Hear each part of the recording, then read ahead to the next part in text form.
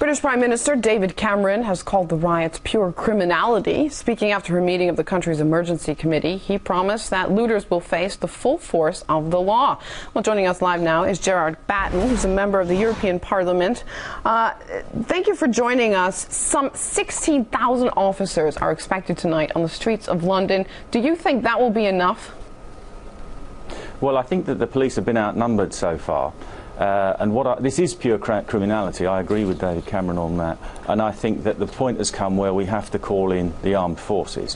What we're seeing now is chaos and chaotic criminality across the whole of London. It's not confined to one place, as when we've had riots in the past.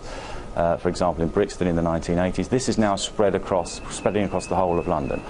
Even my area in Ilford is rumoured to be targeted tonight. I've told my assistants to leave the office early, and people are battening down the hatches.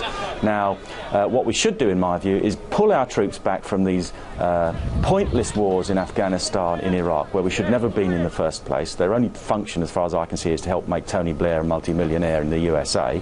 Let's get our troops back into this country and actually put them on the streets supporting the police in order to crush this criminal insurrection, because it's nothing better than that. What I've heard on some of your previous interviews is a lot of the usual wet special pleading about these poor disadvantaged people don't have jobs. There's jobs there if they wanted to do them. Most jobs now are filled by in pubs, in shops, in everywhere you go. They're filled by Eastern Europeans who are highly educated, who actually speak the language, and they're getting the jobs, and our own people are not getting them very often because they're not interested in education. They don't really want to work.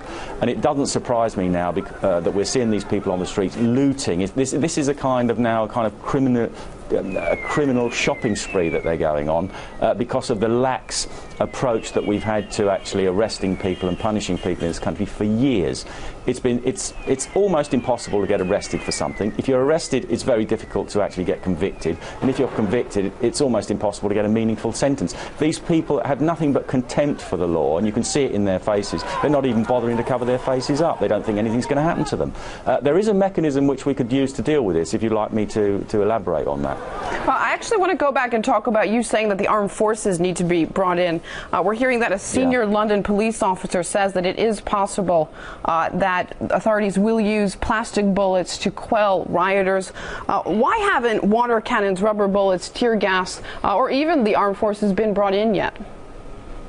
I think because the police force over the years have been debilitated by this culture of political correctness, where if people are out on the streets doing this, they must have some reason, the poor little dears, and you mustn't be nasty to them. And I think the police are kind of been hidebound by this for years.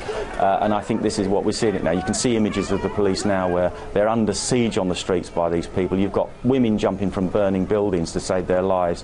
I'm surprised that nobody's actually been burnt to death yet. And I think the time has come to get tough with this. We must crush this, otherwise it's going to get totally out of hand, and it will be a constantly reoccurring thing if we don't. They'll put the shops back together, they'll restock them, and then the criminals will come out again if we don't actually make it plain to these people that this will not be tolerated and it will be crushed.